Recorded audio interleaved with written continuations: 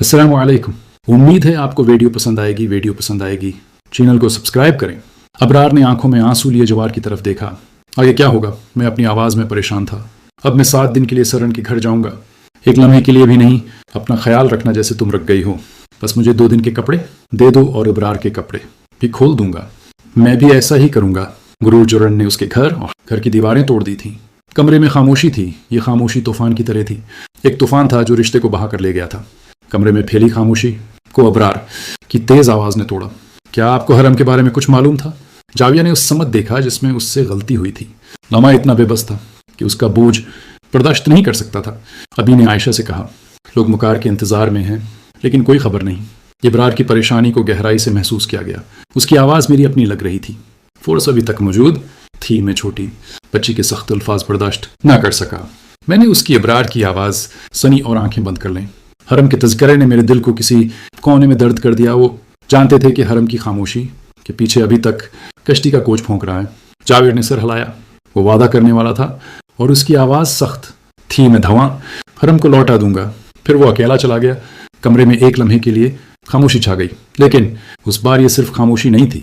हरम को खोने का बोझ भी अपने साथ ले गया था। अगर किसी चीज़ की ज़रूरत होती तो मैं ज़रूर बताता। जलाल नगीना बेगम की आवाज़ धीमी नहीं थी, सर्फ फैसला कुन थी। जलाल ने उसके कोलाओं पर हाथ रखा।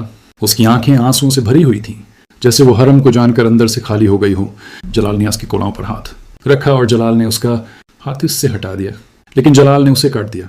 मैं आज हवेली छोड़कर आपसे सिदका में हाथ मांगूंगा। जैसे कमरे में जलाल की आंखें हैरत, इनकार और खामोशी से चमकें। तुमने मुझसे पूछा, रस्कीना बेगम बोलती रही। मैंने तुम्हें महीनों का वक्त दिया है। मैंने कई महीनों से इंतजार किया है। इसलिए बराए मेहरबानी अपना ख्याल रखें। शायद आप इस उलझन से निकल आए। वो एक लम्हे के लिए रखी। फिर वो एक आह भरते हुए बोली, लेकिन अब तुम जो मर्जी करोगे।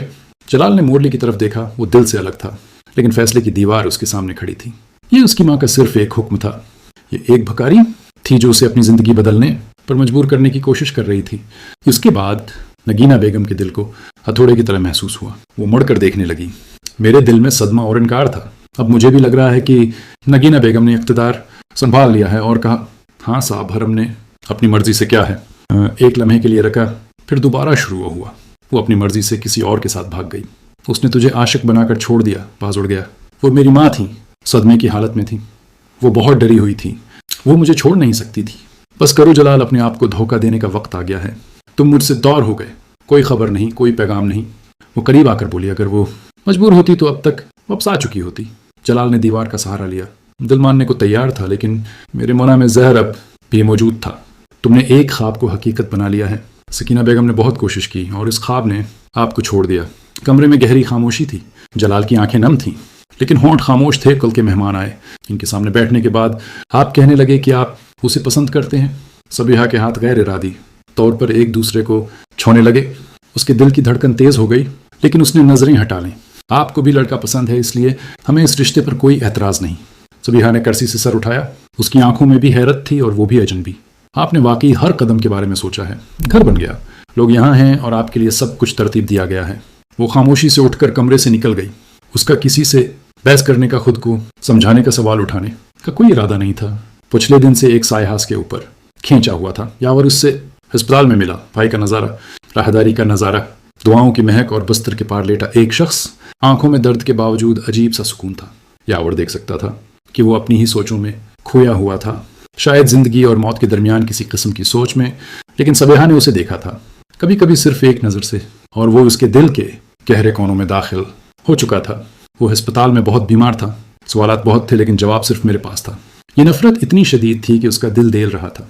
हवेली की ऊंची दीवारें, राहदारी और बंद दरवाजे, सब कुछ नजर आ रहा था। फिर उसने किसी को बताया कि वो हवेली से डेरी की तरफ चल रही है। उसकी सांसें भारी हो रही थीं, जैसे हर सांस के साथ कोई बोझ उठाया जा रहा हो। उसे लगा जैसे वो एक लम्हे के लिए रख जाती तो उसकी गर्दन टूट जाती। खाला दरवाज़ा देखने के लिए उसने गहरा सांस लिया। भगाना खुद को बचाने की कोशिश कर रही थी। वो नहीं जानती थी कि इसमें कितना वक्त लगेगा। बेसमेंट गुजर गए, सिर्फ खामोशी और सोच। वो दरवाजे के बहुत करीब थी, लेकिन उसके कदमों की आवाज़ मध्यम थी। ये डार्कन का कसूर था कि वो कल अपने घर वलों से मिलने हवेली आई थी, मगर वो धीमे से मुस्कुरा रही थी, लेकिन उसकी आंखें संजीदा थीं। और अचानक उसने वो बड़ा दिन देखा जो इसके बाद आया था। رشتے کے بعد پسند آئے تو سب ٹھیک ہو جائے گا۔ اس کی آنکھیں ایک لمحے کے لیے چمک اٹھیں، لیکن وہ پھر بھی اداس تھی، کیونکہ اس کا دل جانتا تھا کہ یہ لمحہ صرف الفاظ کے لیے ہے۔ زرکان جو فیصلہ کر چکی تھی، ارسلان کی طرف دیکھتے ہوئے بولی، یقیناً یہ رسم ہے، لڑکی کی پسند کا فیصلہ سب کی مرضی سے ہوتا ہے۔ ارسلان نے ہاتھ اٹھایا، مگر فکر نہ کرو، سب ٹھیک ہو جائے گا۔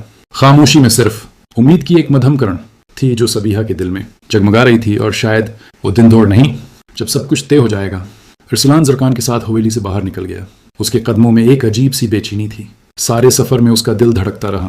وہ جانتا تھا کہ رب زرقا ارسلان سے بات کر رہا ہے۔ وہ الجھن میں تھا جیسے ابھی واپس آیا ہو۔ چند لمحے گزرے تھے کہ اچانک اس نے گاڑی روک دی۔ زرقا نے حیرت سے اسے دیکھا۔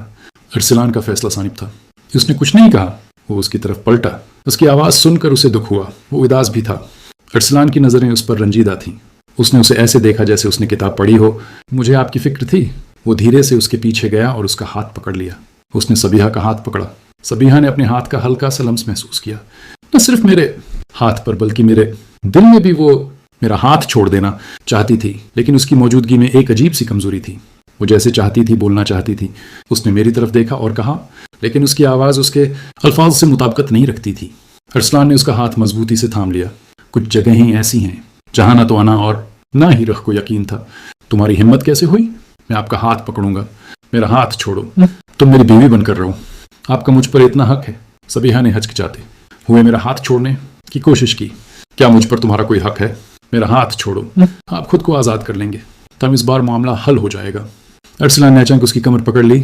اس کی گرفت مضبوط تھی، جیسے وہ اسے جان دینے والا ہو، لیکن وہ تیار نہیں تھا۔ سبیہا کی سانس اس کے غصے سے اٹک گئی۔ بے بسی اور غصہ سب اس کی موجودگی میں اکٹھے ہو گئے۔ مجبور کیا گیا تو انسلان کی آواز بھر آئی۔ انسلان بچاؤ کے لیے آیا۔ مجھے اکیلا چھوڑ دو، وہ مشکل سے بول سکتا تھا۔ اس کی آواز اب غصے سے کانپ رہی تھی۔ انسلان اسے کاٹتے ہوئے قریب آیا۔ اگر میں اسے چھوڑ دوں تو کیا تم اپنا خیال رکھو گے؟ وہ تکبر سے کام لے رہا تھا۔ اس کے ارد گرد کی زمین پھٹ جائے گی۔ وہ اسے کاٹنے کے قریب تھا۔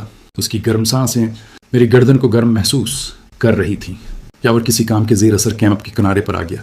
اس نے بغیر رکے ایک قدم اٹھایا۔ ایک جانی پہچانی آواز اس کے کانوں میں گونجی، ہم محدود ہیں۔ اس نے اپنے سامنے کا منظر دیکھا، جیسے زمین پر قدم رکھا اور اس کے ساتھ ایک اجنبی آور کا خون کھول کر اس کی آنکھوں میں ایک لمبا نظر دی ڈالن۔ وہ پرانی آنکھ بھڑک اٹھی، جیسے اس نے اسے اندر سے دبا دیا ہو۔ وہ اس سے پیار کرنے والا، خاموش رہنے والا، اور شاید ایک طرف، لیکن اس نے ماضی میں اس کے ساتھ جو کچھ کیا تھا یا اور کچھ بھول چکا تھا۔ وہ ابھی تک اداس تھا، کیوں نہیں؟ لیکن اس کے باوجود اس کے دل میں محبت باقی تھی۔ وہ بڑے بڑے سوال پوچھنا چاہتا تھا، سب کچھ چیخنا چاہتا تھا۔ ہنسنے کے بعد ایک عجیب سا احساس اس کے قدموں پر اتر آیا۔ منصور نے صرف اس کی بات پر ہنسی تھی۔ اگر وہ عقل مند ہوتا، ہر غصے کو فتح کر لیتا، تو یاور ایک آہ بھرتا ہوا آیا۔ تم نے صبح ارسلان کے ساتھ کیا، پھر تم نے اسے کیوں مارا؟